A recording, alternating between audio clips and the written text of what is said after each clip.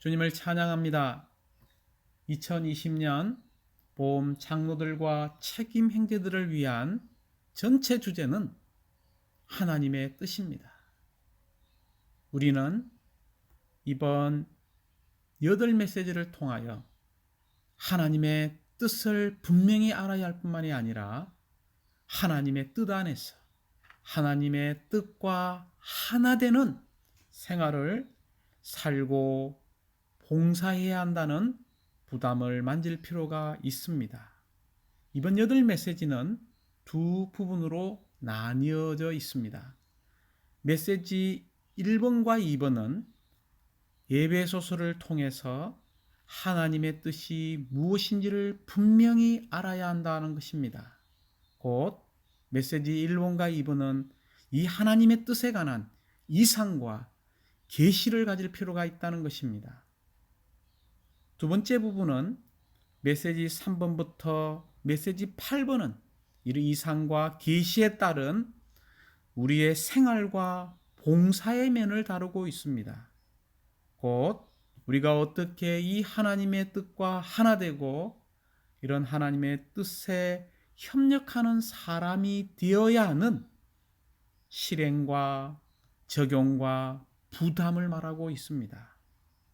먼저 메시지 1번은 우주 안에서 하나님의 뜻의 비밀은 궁극적으로 그리스도의 몸인 교회를 통해 만물이 그리스도 안에서 머리이신 그리스도 아래 통일되도록 하려는 것입니다 라는 주제입니다. 여기에서 우리는 세 단어를 붙잡을 필요가 있습니다. 먼저는 하나님의 뜻이고, 두 번째 이 하나님의 뜻은 교회를 통해서, 교회라는 수단을 통해서 이루어진다는 것입니다. 하나님의 뜻의 목적은 무엇입니까? 바로 만물이 그리스도 안에서 머리이신 그리스도 아래 통일되는 것입니다. 그러므로 메시지 1번에서 세 번째 중요한 단어는 통일이라는 단어를 붙잡아야 합니다. 우리가 이 통일이라는 말을 쓸 때마다 이것은 결코 조직에 의해서 통일되는 것이 아니라 생명의 수단을 통해서 이루어진다는 것을 알아야 합니다.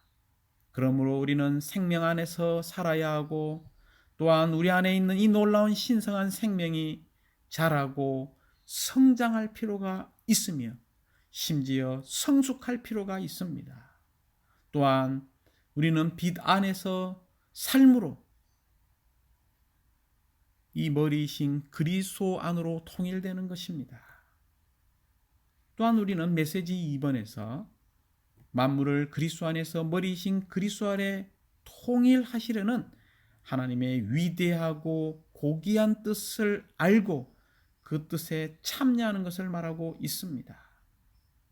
우리가 우리 자신의 뜻, 우리 직장에 관한 뜻, 우리 장래에 관한 뜻, 이런 하나님의 뜻이 있겠죠. 그러나 이번 메시지에서의 하나님의 뜻은 영원한 하나님의 뜻을 말하고 있고, 하나님의 위대하고도 고귀한 뜻을 말하고 있습니다. 그러므로 우리가 이런 하나님의 뜻에 참여하기 위해서 우리는 반드시 하나님의 뜻을 방해하지 않고 이 하나님의 영원한 뜻을 위해서 첫 번째 기도해야 한다는 것입니다. 두 번째는 이런 사탄의 붕괴의 무더기로부터 우리는 구출받을 필요가 있습니다. 세 번째는 하나님의 이러한 분배를 끊임없이 받아들임으로 우리가 생명과 빛 안에서 살 필요가 있습니다. 이제 메시지 3번부터 메시지 8번은 실행이고 적용이라고 이야기했습니다. 심지어 우리의 생활과 우리의 봉사를 다루는 것입니다.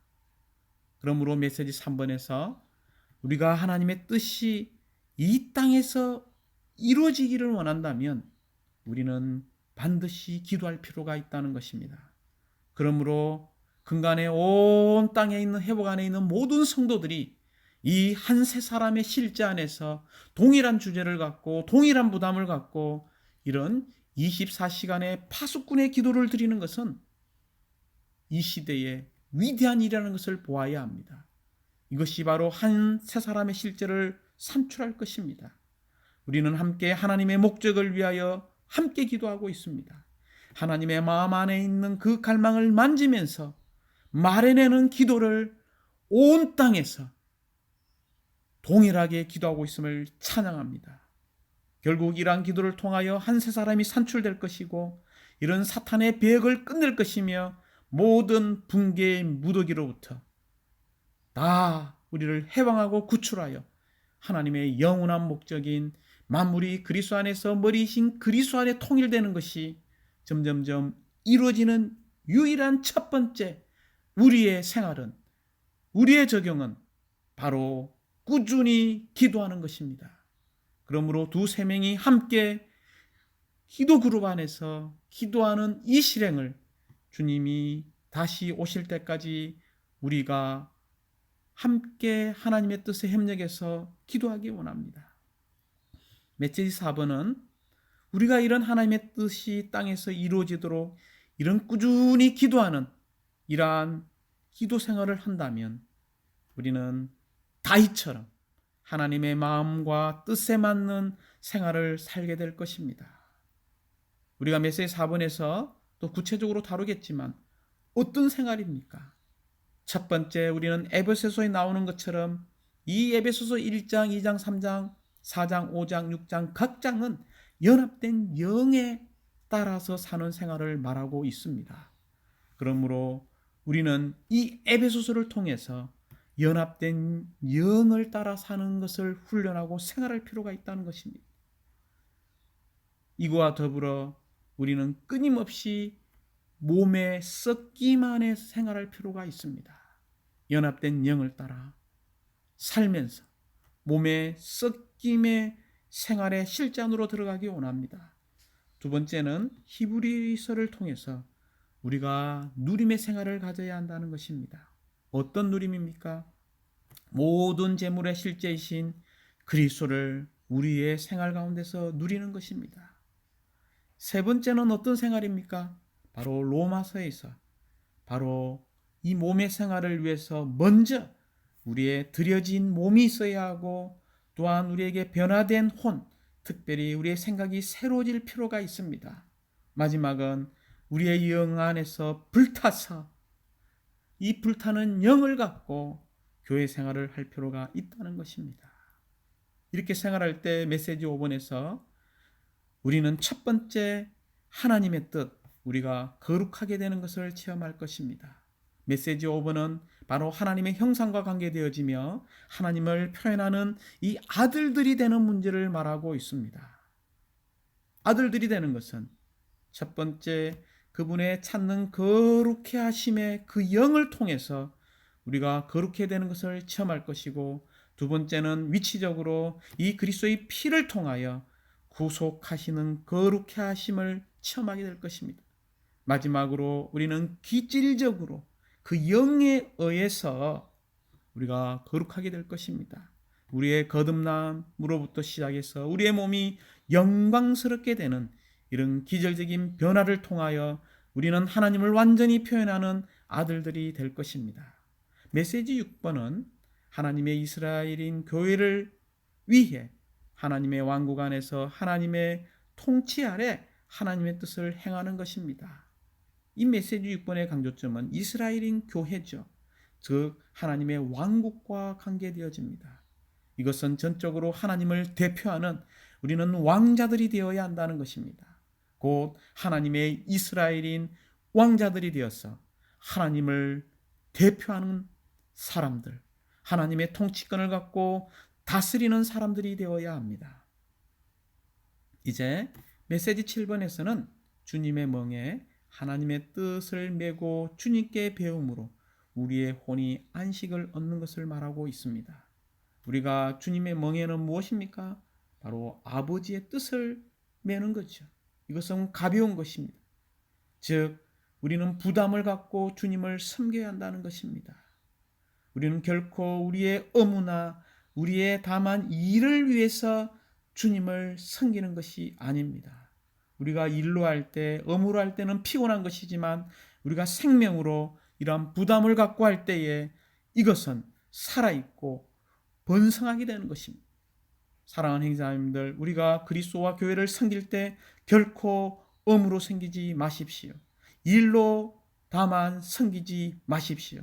우리가 의무와 일로 섬길 때에 우리는 주님의 임재를 잃게 될 것이고 심지어 이것이 타락하게 된다라고 말했습니다.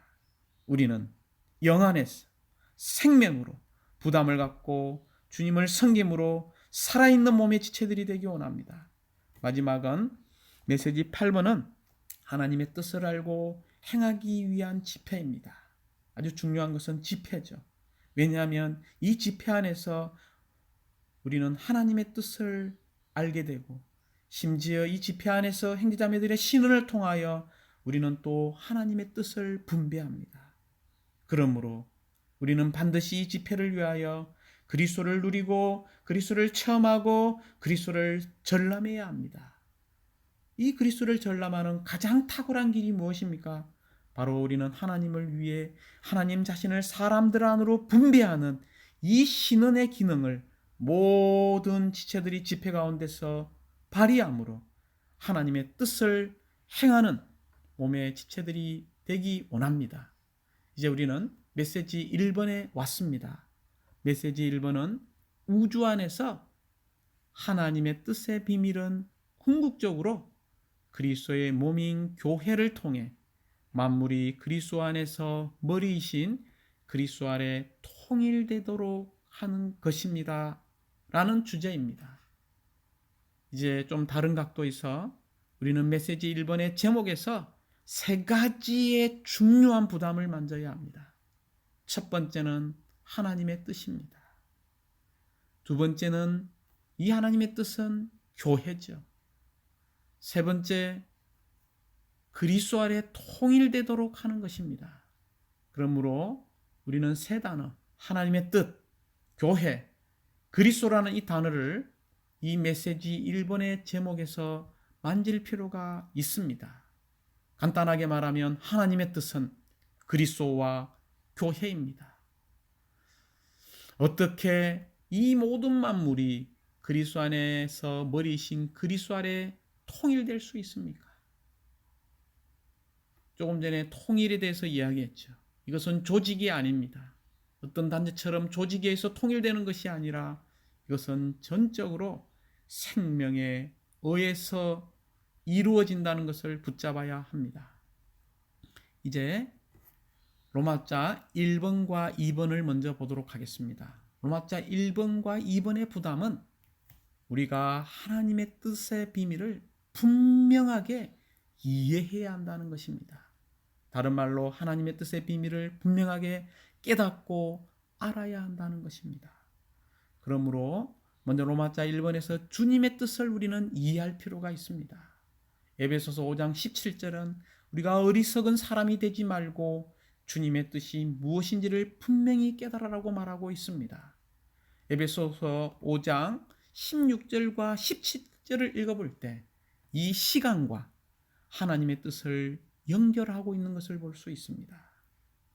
우리의 인생을 허비하지 마십시오. 왜 시간이 존재합니까? 왜 우리는 시간 안에서 살고 있습니까?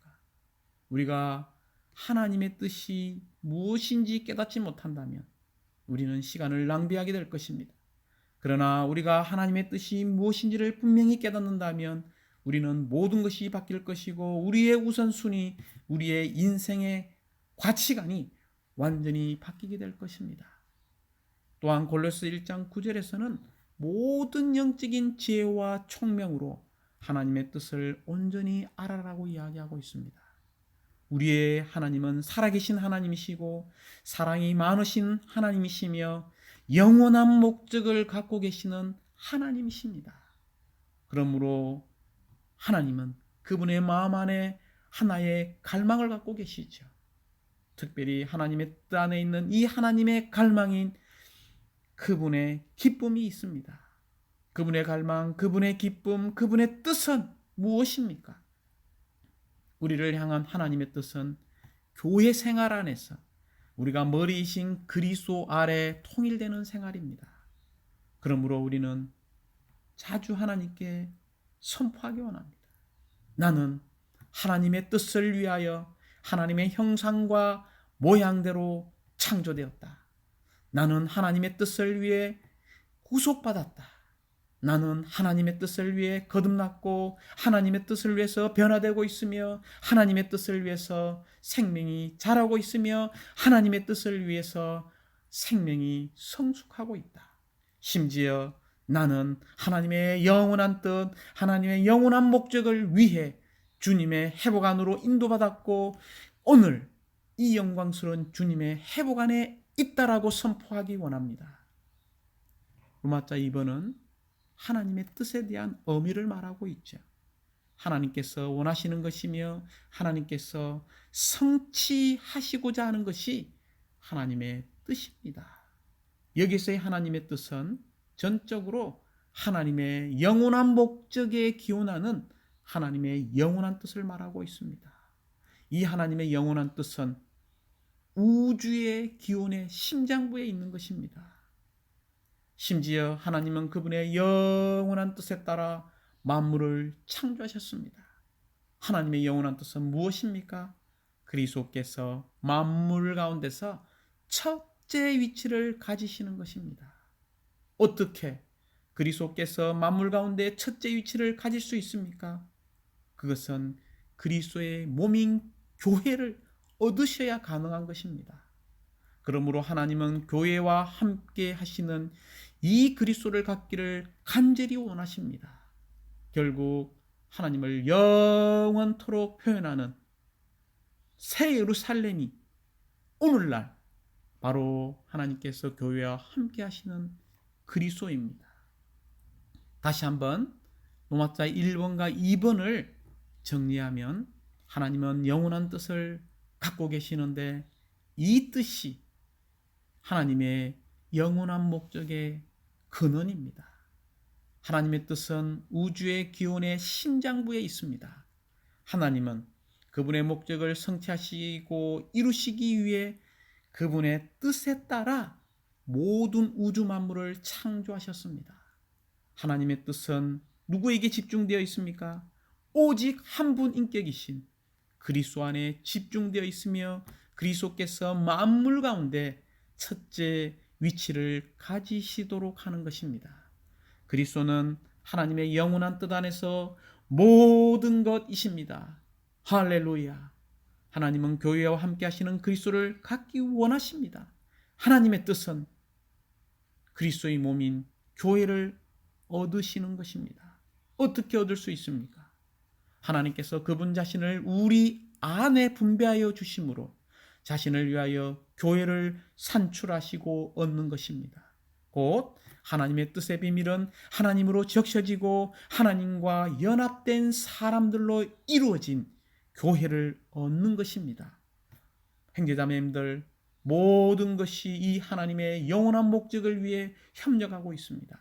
하나님의 뜻의 비밀은 하나님께서 자신을 우리 안에 분배하여 주심으로 자신을 위하여 교회를 산출하는 것, 교회를 얻는 것, 이것이 바로 하나님께서 영원전부터 가지고 있었던 마음의 갈망이고 영원전부터 감춰졌던 비밀이었습니다.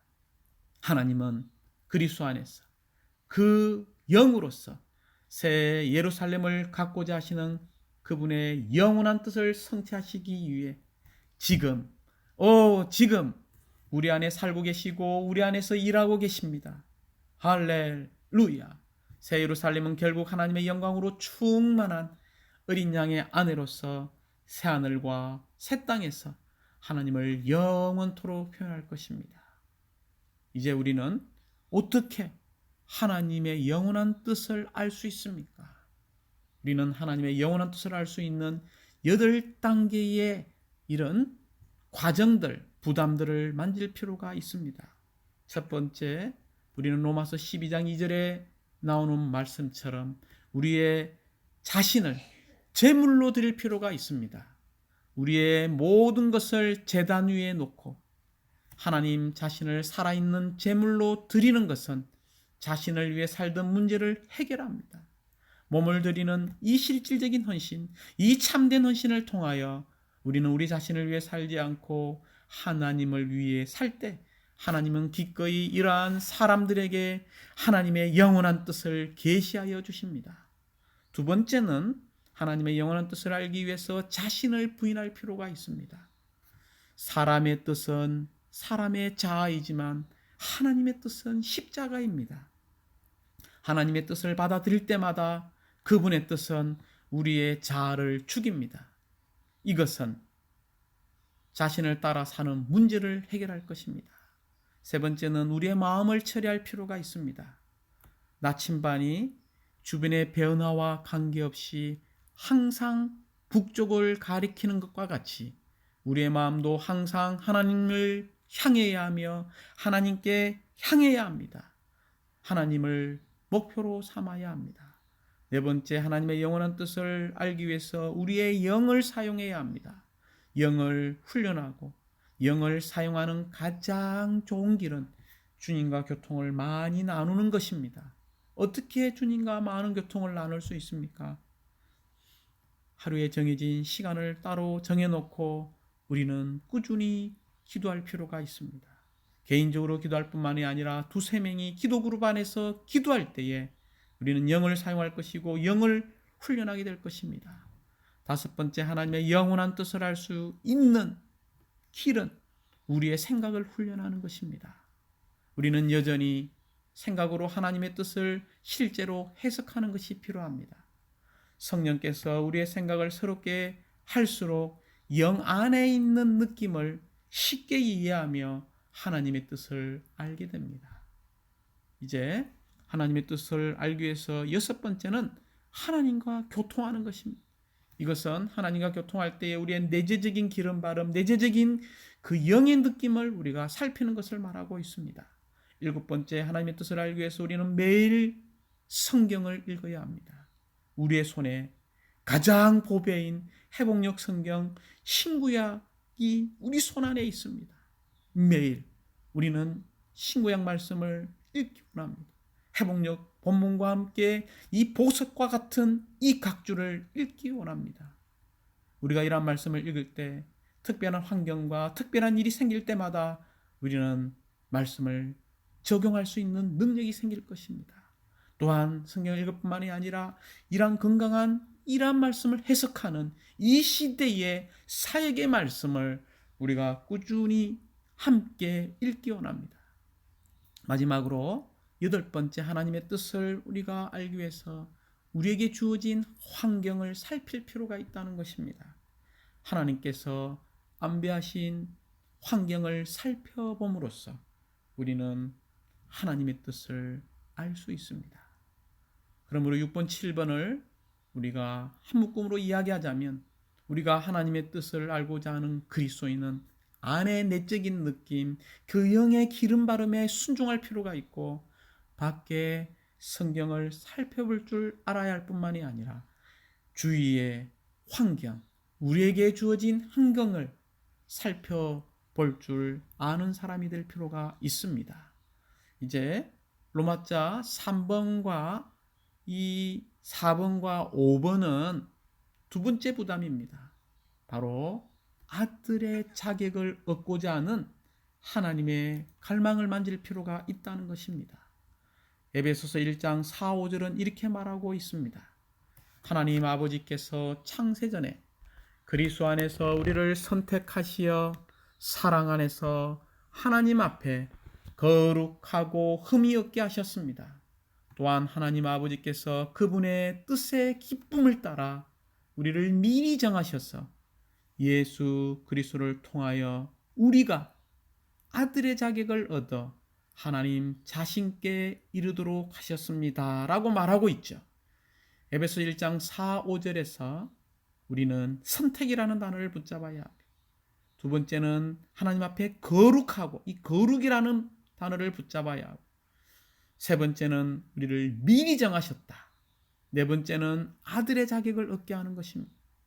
여기에 거룩과 이 아들의 자격, 이것은 거룩은 생명의 문제이고 이 아들의 자격은 거룩은 본성의 문제이고 아들의 자격은 생명의 문제입니다. 우리가 자주 하나님의 경륜을 이야기할 때 신격에서는 아니지만 생명과 본성에서 하나님과 똑같이 된다는 표현은 바로 여기에 있는 거룩과 아들의 자격입니다. 하나님의 이 뜻의 선한 기쁨은, 이 선한 기쁨은 바로 하나님을 행복하게 하시는 마음의 갈망을 말하고 있습니다. 하나님을 기쁘게 하고 하나님을 행복하게 하는 것은 무엇입니까? 바로 많은 아들들의 자격을 가진 그분의 교회를 얻는 것입니다.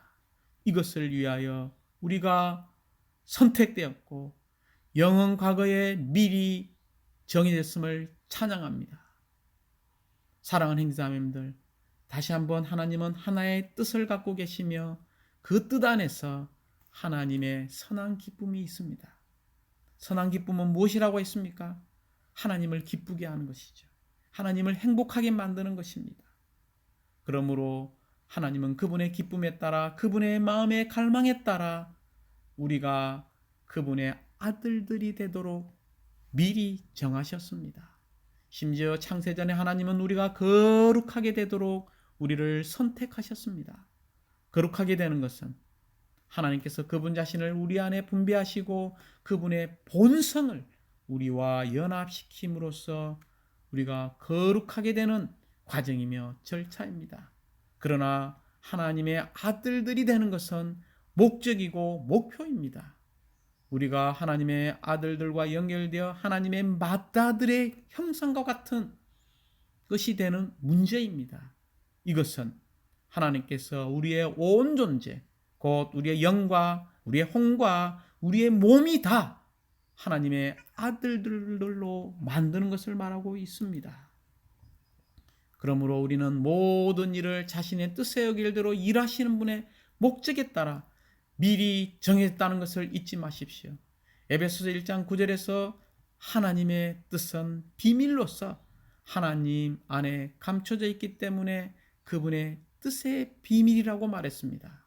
하나님은 그분의 마음의 기쁨으로 그리고 그분의 지혜와 총명과 현명으로 그리스도 안에서 하나님이 계시해 주신 것을 통하여 곧 그리스도께서 육체가 되시고 십자가에 못 박히시고 부활하시고 승천하신 것을 통하여 감춰져 있던 이 비밀을 우리에게 알려주셨습니다. 이제 우리는 메시지 1번의 가장 중심적인 부분인 로마서 6번에 왔습니다. 로마서 6번은 이 메시지 1번의 부담을 말하고 있을 뿐만이 아니라 이 메시지 1의 방향을 말하고 있습니다. 이 모든 것은, 온 우주는 이 방향을 향해 움직이고 있다는 것입니다. 즉 로마서 6번은 하나님의 뜻의 목적,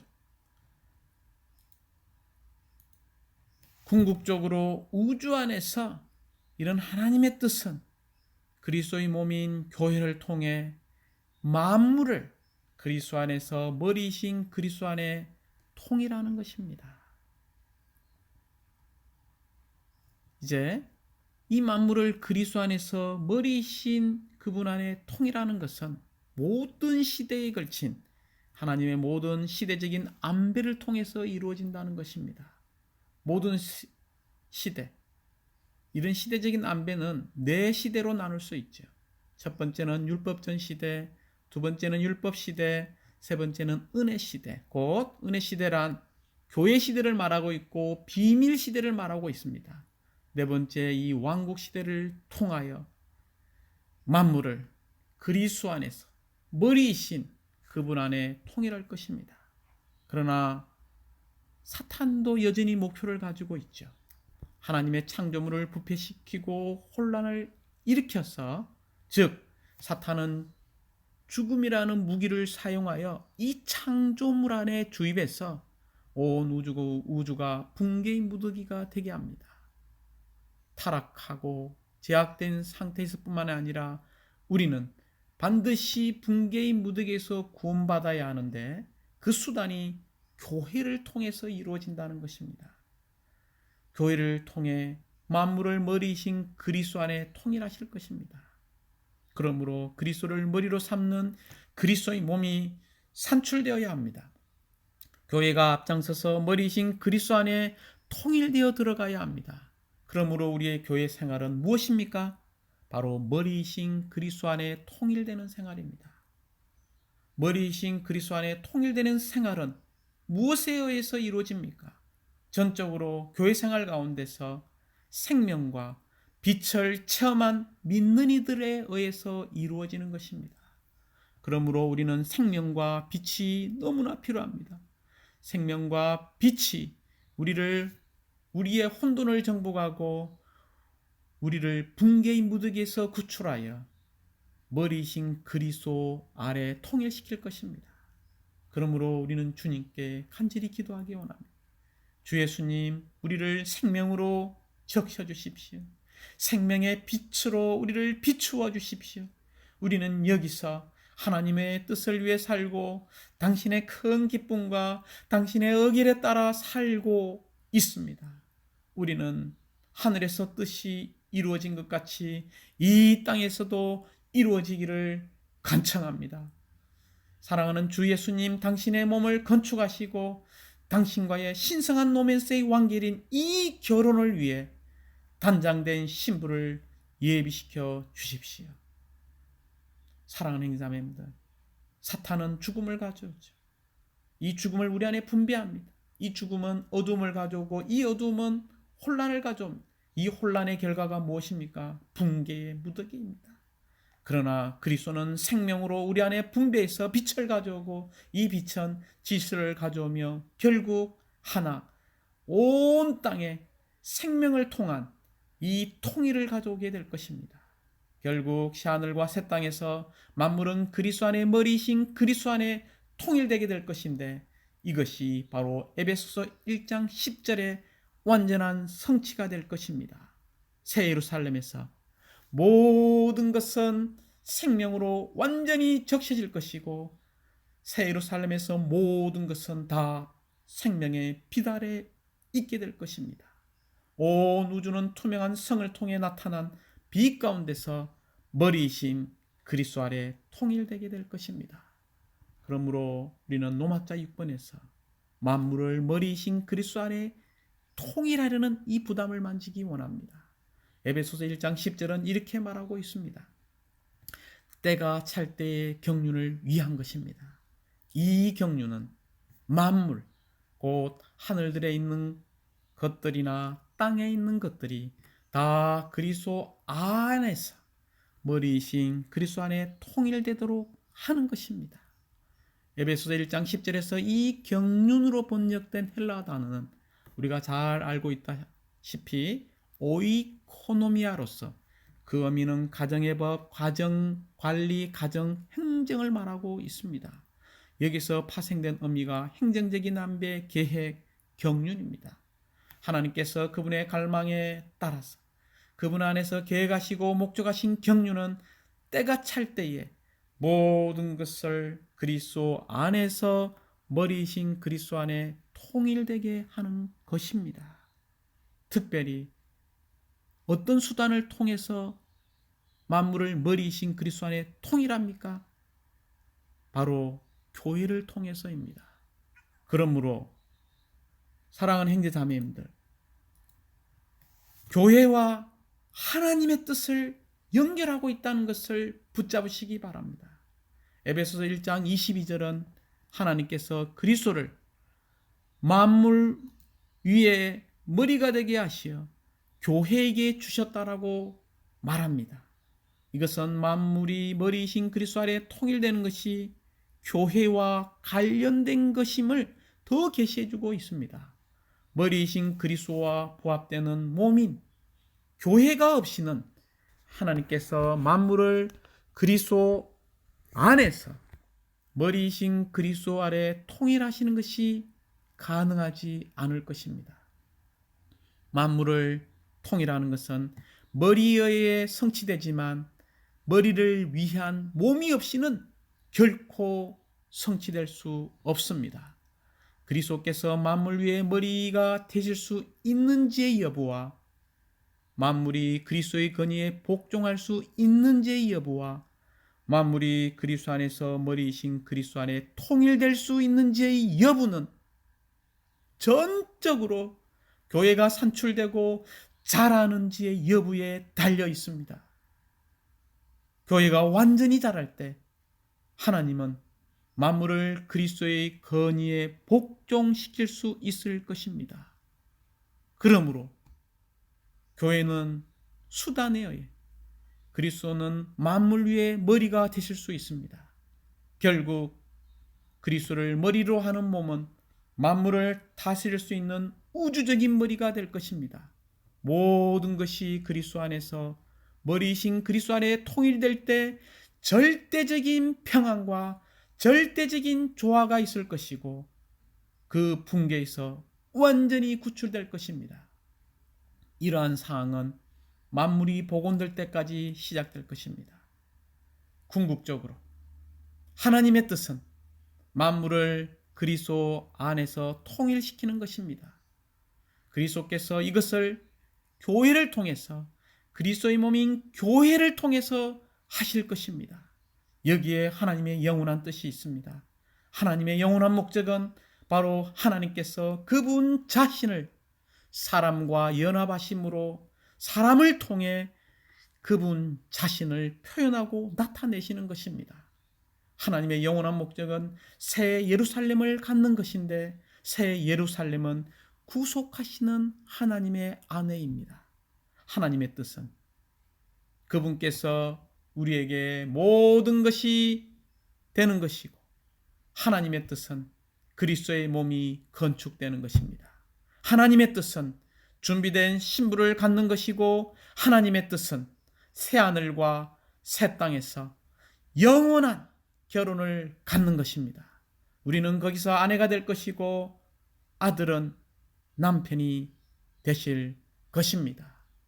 이제 마지막 메시지 1번의 결론을 맺도록 하겠습니다. 첫 번째, 우리는 생명의 자람이 필요합니다. 에베소서 4장 15절에서 오직 우리는 사랑 안에서 참된 것을 붙잡고 모든 일에서 그리스도 곧 머리이신 분 안으로 자라야 합니다라고 말하고 있습니다. 우리가 구원받는 것은 가능한 일이지만 우리가 머리이신 그리스도 아래 통일되지 못했기 때문에 여전히 붕괴의 무더기 가운데 있는 것입니다. 교회 안에서 머리이신 그리스도 안에 통일되는 것이 생명과 관련된 문제임을 아는 것은 매우 중요한 일입니다. 생명의 자람이 없이 통일되려고 한다면 우리는 조직으로 떨어질 것입니다. 생명의 자람이 없이 교회 안에서 모든 것을 통일하려고 하는 것은 조직체를 가지려는 것에 불과합니다. 머리이신 그리스도 안에 통일되는 합당한 길은 우리의 생명이, 우리 안에 있는 신성한 생명이 자라는 것입니다. 생명이 자랄수록 더 많은 생명을 가질수록 우리는 더욱 머리이신 그리스도 안에 통일될 것이고 붕괴의 무더기로부터 더욱더 구출될 것입니다. 인간의 어떠한 손길이나 조직도 이것을 결코 이룰 수 없습니다. 인간의 어떠한 노력도 교육생활 안에서 머리이신 그리스도 안에 통일되는 것을 도울 수 없습니다. 형제자매님들, 오직 생명의 자람만이 이것을 가능하게 합니다. 우리는 자라야 하고 다른 이들이 자라도록 도와야 합니다. 서로 자라도록 돕기 위해 우리는 서로에게 생명을 공급해야 합니다. 교회 생활 안에서 머리이신 그리스도 아래 통일되는 것은 전적으로 생명의 자람에 달려 있습니다. 두 번째 부담은 우리는 생명의 빛을 얻어야 합니다. 곧 이 생명의 빛에 통제받고 질서를 유지하는 사람이 되어야 합니다.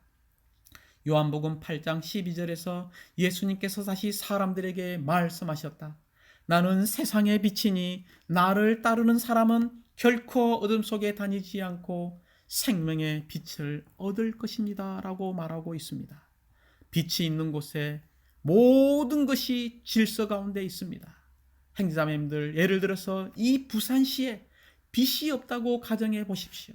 이 도시의 어둠과 혼돈이 얼마나 심하겠습니까?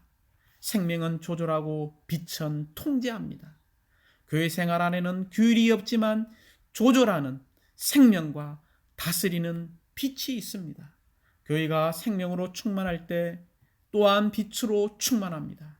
그럴 때 교회 안에 있는 사람들은 모두 외적인 규율이 아닌 내적인 생명에 의해 조절되고 생명의 빛에 의해 통제되고 질서를 유지하게 되는 것입니다. 할렐루야. 이렇게 생명과 빛 안에서 우리는 머리이신 그리스도 안에 통일될 것입니다. 우리는 생명과 함께 빛의 분별을 누리는 사람들이 되어야 합니다. 세 번째, 이 메시지의 부담과 적용은 우리가 청지기 직분을 수행할 필요가 있다는 것입니다. 에베소서 3장 2절에서 여러분을 위하여 나에게 주신 하나님의 은혜의 청지기 직분에 대하여 여러분이 들었을 것입니다. 주 예수님은 얼마나 달콤하고 친밀한 청지기 직분을 갖고 계셨습니까? 주 예수님은 그분의 사역을 통해 그분께서 선택하신 사람들에게 하나님의 생명을 공급하고 분배하셨습니다. 이러한 친밀한 청지기 직분은 또한 사도들을 통해, 특별히 사도 바울을 통해 계속되었습니다. 바울은 하나님의 은혜의 청지기 직분을 맡은 사람이었습니다. 바울은 그의 사역을 통하여 믿는 이들 안으로 그리스도를 생명으로 모든 것으로 끊임없이 분배했습니다. 바울의 사역은 달콤하고 친밀한 청지기 직분이었고 유쾌한 가정 안배였습니다. 심지어 바울은 디모데에게 하나님의 집에서 어떻게 처신해야 하는지를 가르쳤습니다. 하나님의 집에서 합당히 처신하는 것은 가정 안배, 곧 친밀한 청지기 직분을 갖고 하나님의 가정의 모든 구성원들에게 생명과 빛이신 그리스도를 분배하는 것입니다. 하나님의 집에서 합당히 처신하는 길은 통제하는 것이나 통치적인 행정을 집행하는 것이 아니라 달콤한 분배, 친밀한 청지기 직분, 매우 사랑스러운 가정 안배를 통해서 수행하는 것입니다. 할렐루야. 우리가 이러한 청지기분을 신실히 수행한다면 어느 날 우리가 사랑하는 주 예수님을 뵙는 그날에 주 예수님께서 우리에게 말씀하실 것입니다. 이 땅에서 너의 인생은 하나님의 뜻에 성취에 일조했고 하나님의 목적의 성취를 위해 일조한 인생이었다. 자라했다. 신실한 노예야. 우리가 하나님의 영원한 목적을 위해 존재하고 있고 여전히 숨쉬고 있는 신실한 청지기들이 되어서 하나님의 영원한 목적, 하나님의 뜻을 성취하는 사람들이 되기 원합니다. 주님을 찬양합니다.